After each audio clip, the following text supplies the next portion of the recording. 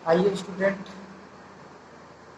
आज हम क्लास 10वीं का प्रश्नावली 1.3 का क्वेश्चन नंबर 1 सिद्ध करके दिखाते हैं। सिद्ध कीजिए कि लिखा है, सिद्ध कीजिए कि √5 एक अपरिमेय संख्या है। ये हमें सिद्ध करना है। तो जो चीज़ लिखा है उसका जस्ट हम विपरीत लिखेंगे। बोला क्या है, सिद्ध कीजिए कि √5 एक अपरिमेय संख्या है, तो इसका जस्ट हम विपरीत लिखेंगे। माना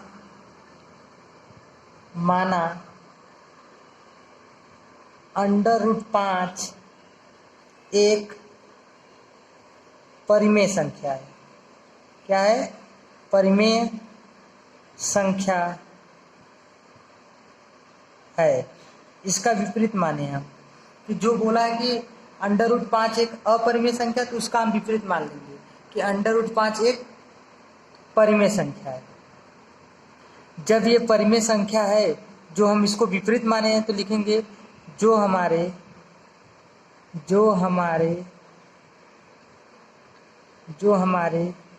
विरोधाभास है,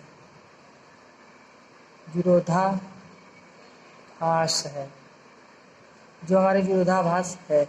यानी हमने विपरीत माना है ना, तो विपरीत माना तो इसलिए विरोधाभास लिख दिए। विरोधाभास है। हमने माना क्या है कि माना √5 एक परिमेय संख्या, तो परिमेय संख्या है तो लिखोगे क्या, √5 बराबर P/Q। परिमेय संख्या क्या होता है? P/Q के रूप में होता है। Q बराबर 0 नहीं होना चाहिए, तो लिखोगे जहां P, Q एक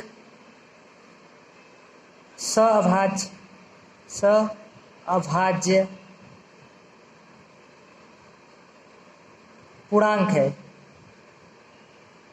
क्या है? पूर्णांक है। अब Q बराबर 0 नहीं होना चाहिए, यही परिमेय संख्या होता है। इतना तो हम हर क्वेश्चन में करेंगे, सिद्ध करने वाले में। इसके बाद ये P अरे Q बटे में इधर जाएगा तो गुणा में हो जाएगा, तो हो जाएगा 5 गुणे Q बराबर P। जब ऐसा बनता है तो उसके बाद हम क्या करेंगे, दोनों पक्षों का वर्ग कर देंगे। दोनों पक्षों का वर्ग करने पे, दोनों पक्षों का वर्ग करने पर दोनों पक्षों का वर्ग करेंगे तो क्या हो जाएगा, अंडर रूट का वर्ग करते तो खाली अंडर रूट हटता है, तो ये 5 बन जाएगा, ये Q², ये P², तो हो जाएगा मेरा वर्ग करने पे ये 5 बन जाएगा, ये Q² हो जाएगा, ये हो जाएगा P²। 5 गुणा में इधर आएगा तो भाग में हो जाएगा कि नहीं? 5 गुणा में इधर आएगा तो भाग में हो जाएगा, तो P² बटे में 5। अब यहाँ से हम देख रहे हैं P² को, नीचे 5 है यानी भाग में है, तो यानी P² को ये क्या कर रहा है, काट रहा है। नीचे अगर कोई अंक आता है तो उसको काटता है, ठीक है। तो देखिए, तो लिखोगे चूंकि P² 5 से विभाज्य है। क्या है? विभाज्य है, तो P² अगर 5 से कट रहा है ना, सिर्फ P² 5 से कट रहा है, तो P भी अगर रहेगा तो भी 5 से कटेगा, तो इसलिए हम लिखेंगे, इसलिए P भी 5 से विभाज्य होगा।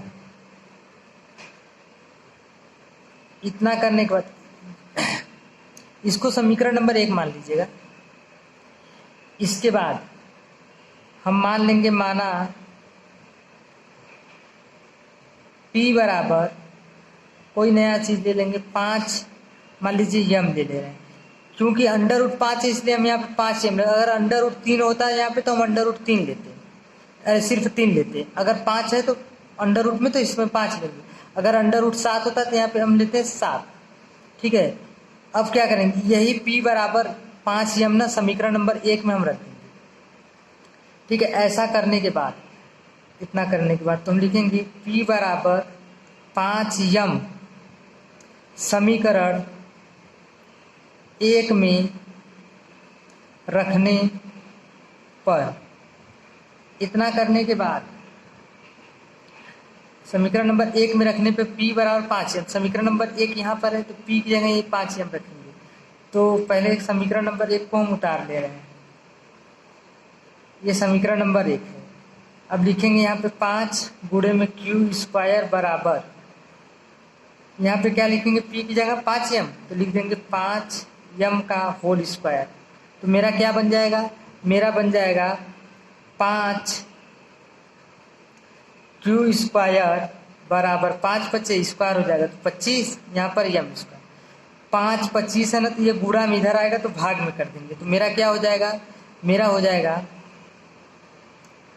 25, अरे 5 गुणे क्यू स्क्वायर बटे में 25 हो जाएगा, क्या हो जाएगा 25, ये 25 इधर आ गया बटे में तो m स्क्वायर हो गया। अब देखिए 5 एक कम 5, 5 पचे 25, तो क्या मेरा बना, यहाँ से हम आपको बताते हैं। अब मेरा हो गया 1 बटे मतलब क्यू स्क्वायर बटे में 5 बचा ना, क्यू स्क्वायर बटे में 5 तो लिखेंगे क्यू स्क्वायर बटे में 5 बराबर क्या बचा, यम स्क्वायर।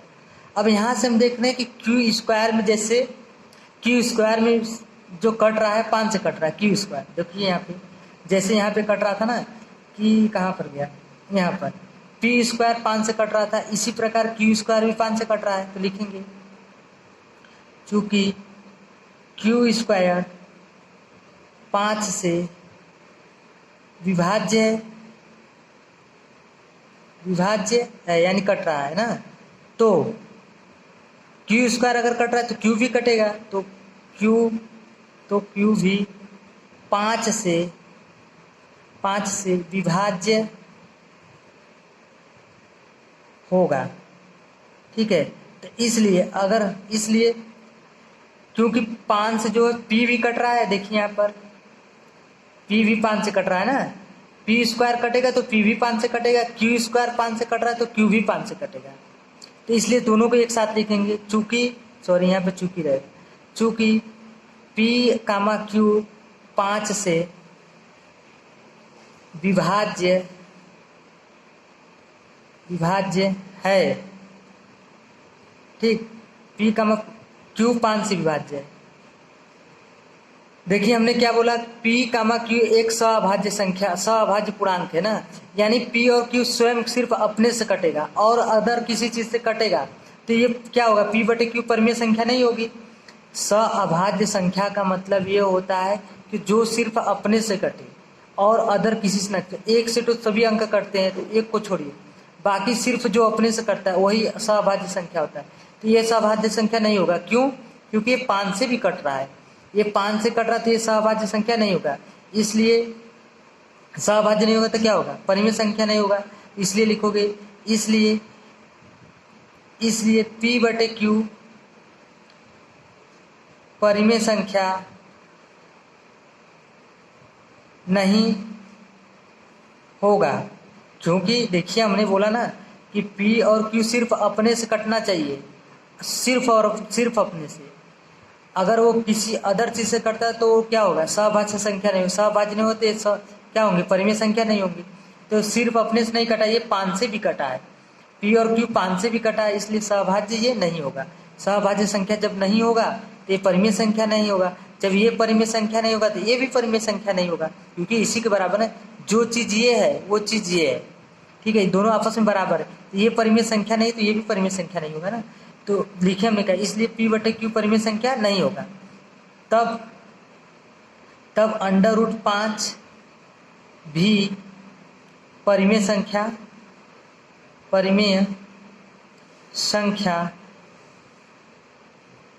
नहीं होगा, परिमेय संख्या नहीं होगा।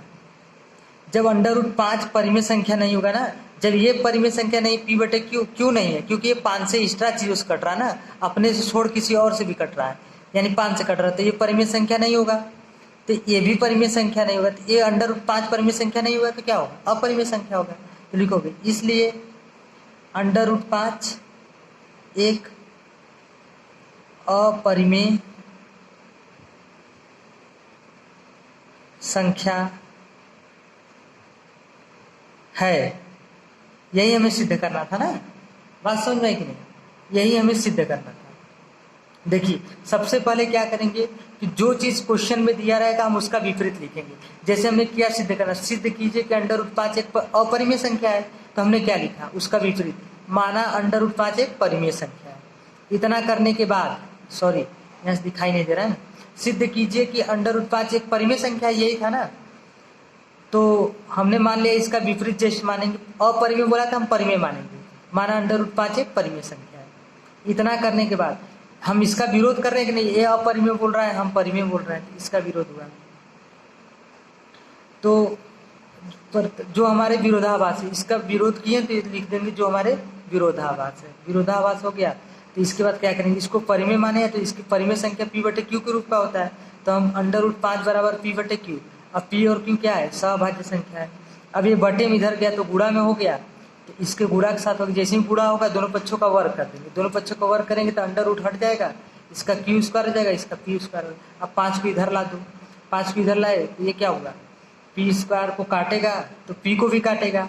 ठीक है, अगर कोई संख्या किसी अंक से स्क्वायर को काट रही है ना, जैसे ये मान लीजिए यक्स स्क्वायर अगर 2 से कट रहा है तो यक्स भी 2 से कटेगा। ठीक है, यक्स भी 2 से कटेगा। तो इसी प्रकार ये भी है, अगर पी स्क्वायर 5 से कट रहा है तो देखो पी स्क्वायर 5 से विभाज्य है तो पी भी 5 से विभाज्य होगा। अब देखो जैसे इतना चीज होगा इसके बाद हम मान लेंगे पी बराबर 5 है, यानी यहाँ 5 है तो 5 लिखेंगे, 3 है तो 3 लिखेंगे, 2 है तो 2 लिखेंगे यहाँ पे। तो हम 5 अंडर रूट सिद्ध करा तो इसलिए 5 ही हम मान लिए, पी बराबर 5 है। इसी को समीकरण नंबर 1 में रख देंगे ना, तो पी बराबर 5 है, हम समीकरण नंबर 1 में रखें। यहाँ पर हमने यही रखा, पी की जगह रखा तो 5 × 25 स्क्वायर एम स्क्वायर हो गया। इसको ऐसे रखो 25 बटे में आ गया, गुणा था इधर आया तो भाग 5 × 1 = 5, 5 × 5 = 25, तो क्यू स्क्वायर बटे में 5 बचा, क्यू बटे 5 बराबर एम स्क्वायर यहाँ पे बचा ना। अब देख रहे हैं क्यू स्क्वायर भी 5 से कट रहा है तो क्यू भी 5 से कटेगा ना, क्यू स्क्वायर 5 से विभाज्य है तो क्यू भी 5 से विभाज्य होगा। तो पी और क्यू अपने छोड़ किसी और से कट रहे हैं तो ये सहपूर्णांक संख्या नहीं होगा ना, सहभाज्य पूर्णांक संख्या नहीं होगा। तो ये सहभाज्य पूर्णांक पी बटे क्यू नहीं होगा तो परिमेय संख्या भी नहीं होगा, ये परिमेय नहीं होगा तो ये भी परिमेय नहीं होगा, तो यही लिखेंगे। ये परिमेय संख्या नहीं होगा तो अंडर रूट 5 भी परिमेय संख्या नहीं होगा। तो ये परिमेय संख्या नहीं होगा तो क्या होगा तब, अपरिमेय संख्या। तो यही सिद्ध करना था, लिख देना सिद्ध हुआ। क्या हुआ, सिद्ध हुआ। बस इतना ही क्वेश्चन में था। ठीक है।